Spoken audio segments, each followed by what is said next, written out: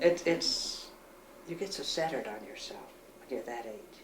Oh my, well, of course, growing up is always a very self-centered experience. Yeah, yeah. Everything you do, or just about everything you do, is somehow centered on yourself. That's your true. own education. You're Yeah.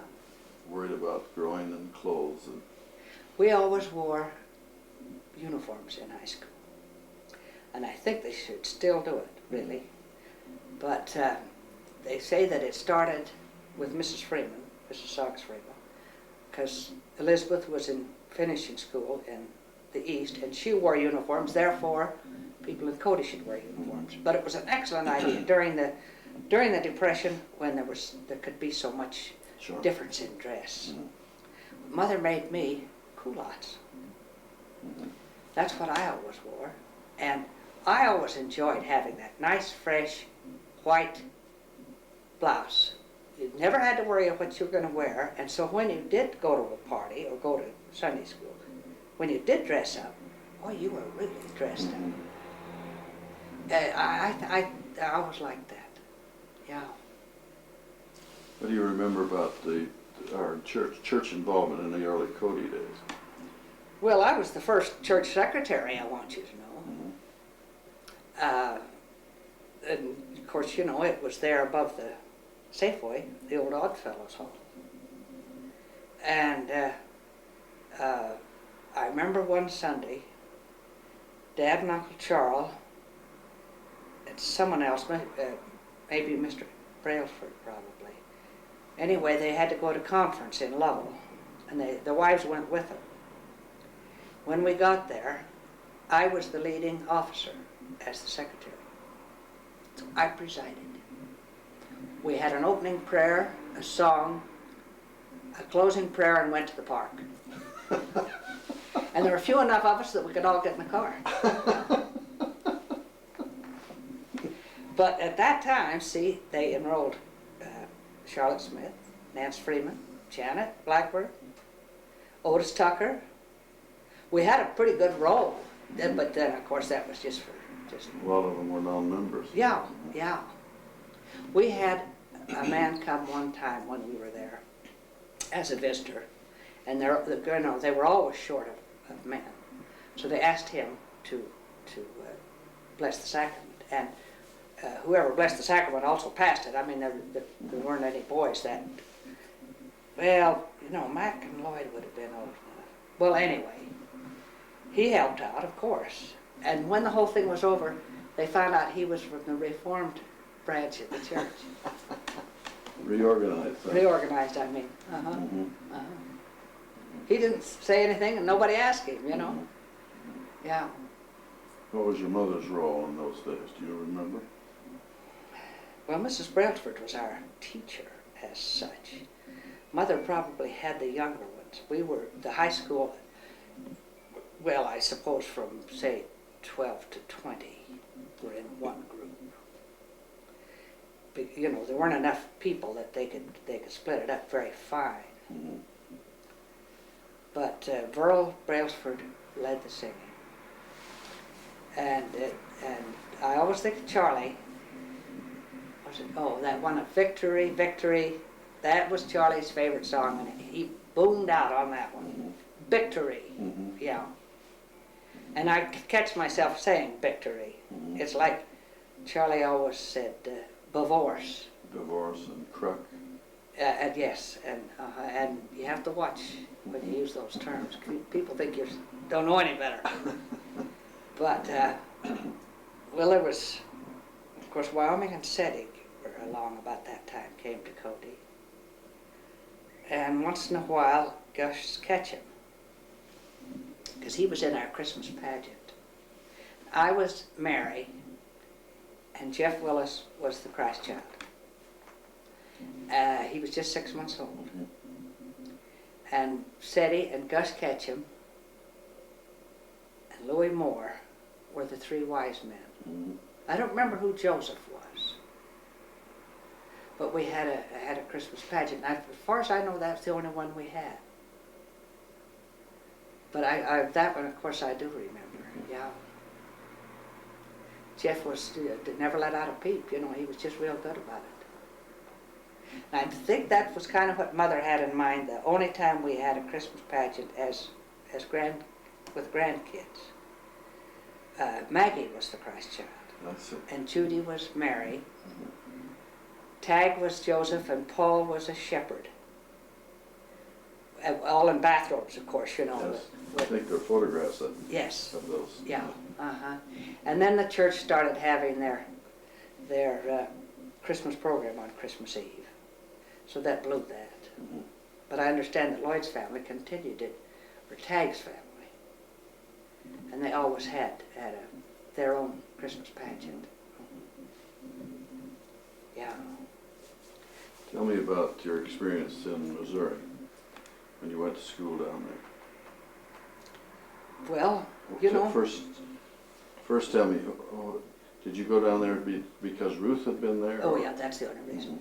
They had a man that traveled through here, traveled all over the United States. I mean, every man had a different section, and they were terrific salesmen.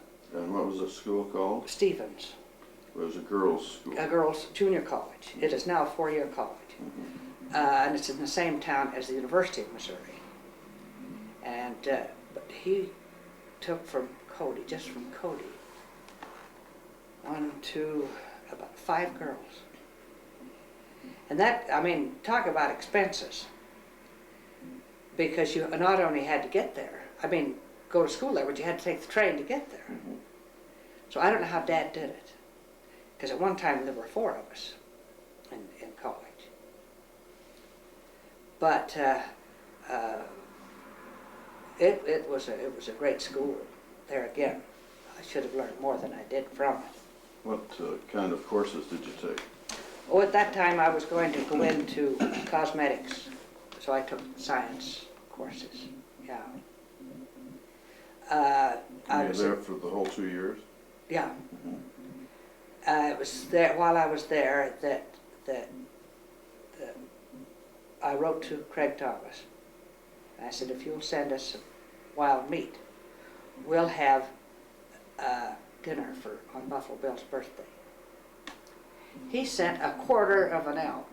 No kidding. Just in an old gunny sack with a tag on it, sent it Railway Express. I mean, right offhand, this comes to your door in the college dormitory. Well, I called one of the local restaurants and told them the situation and said if they would put it in the refrigerator for me, that we'd have the dinner there and we'd let everybody down there have some of the meat, you know, because, you know, a quarter of an elk. And Mother sent a telegram of how to cook it, which I took down to them. And Bob Gleason came from Illinois, Don Kinney from Kemper. We had others. Well, seems to me Dominic Feely was one. That couldn't have been. He was in Arkansas, and we tried to include him, but he wasn't able to make it. But there was 2 or 3 others from that general area that came to the dinner. And I remember Don Kinney came with his overshoes on, with his military uniform. He couldn't get out of that school with his cowboy boots on, but he put his overshoes over the top, he could do it. So he had his cowboy boots on. Then we went on over to the campus and played some records and danced. But because of this, see, they wrote it up in the Columbia paper. When what's his name, that they called Tarzan of the Teton? Yeah, we talked about this a day or so ago. Well, when he was in the paper, then they called me and wanted to interview me. What they thought I could tell them, I don't know. And His the name school was wouldn't let Durant, them. wasn't it? Durant? Yeah, Earl Durant. Earl Durant. Yeah. The school wouldn't let them. It was the same week that Pat Griever then was in Life magazine. So that, I mean, there was a lot of excitement around there for a while. Pat, though, was at Wyoming. At University of Wyoming, yes, but, you know, Life magazine wrote it up 3, 4 pages. And it was at the time that her father, of course, was in Congress. And he wasn't a bit pleased about his half-naked daughter being in Life magazine. But what kind of soothed the troubled waters in the Washington paper was a picture of a no parking sign, and parked in front of it was a car with Wyoming 3 license. And he had parked there, and they got a picture of it. So that way, I mean, her sin wasn't any worse than his. You've confirmed what I thought was true. When Lucille and I came, and I saw that license plate, I said, I bet $1. But that's from when Bill's dad was in Congress. He had, it's been in the family 52 years. Mm-hmm. We picked up, see, now you get a license every 4 years instead of every year. And rather than wait another 4 years for Ada's license to come up again, figuring she's not going to be around in another 4 years, we made the switch this. We took her, picked her up at the care center, and took her to the doctor one day, and she was just barely out that door, and she said, "Who's got my license plate?"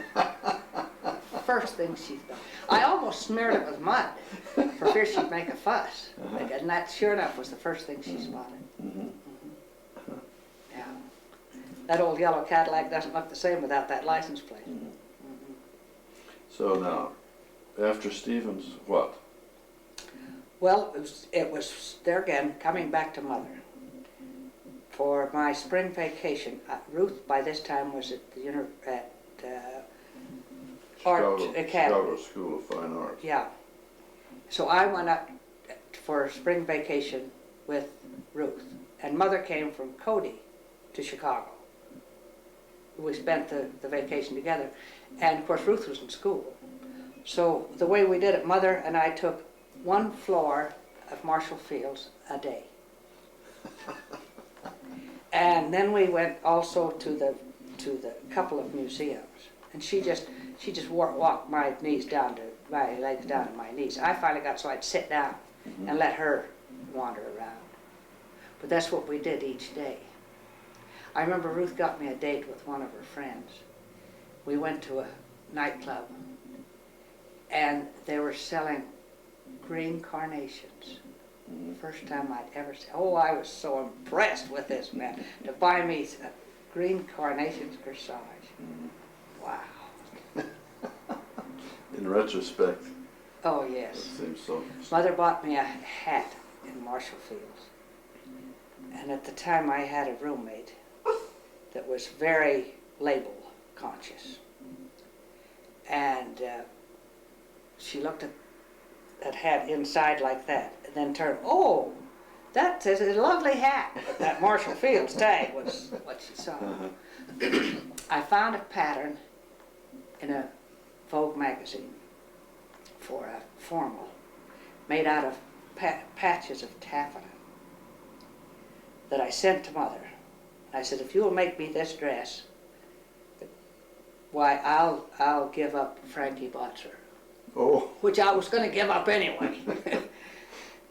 But that was the loveliest dress in this world. And just think of the work she had to put. She had to sew together all those squares. They were about 6-inch squares, I guess. And I wore it to dance over Kemper Military School with Don Kenny. And I had that forever, and I finally gave it to Maggie, and she cut the top off and and used it for a skirt.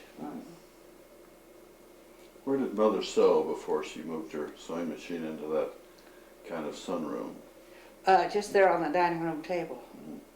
To this day, the sound of scissors on a bare table, the sound of Mother. Or that tuneless. Yeah, that little whistle. Or making a pie, she'd hold it on her hand like this and run a knife around the dough, and it would fall across her arm. When she needed ice water for her pie dough, for some reason she always picked up the ice tray with dough on her hands. And then just poured water in the ice cubes, you know. So many things. Now Becky says Mother always put milk on the top of her pies to make them shiny. This was after I left home. That's not part of Mother to me.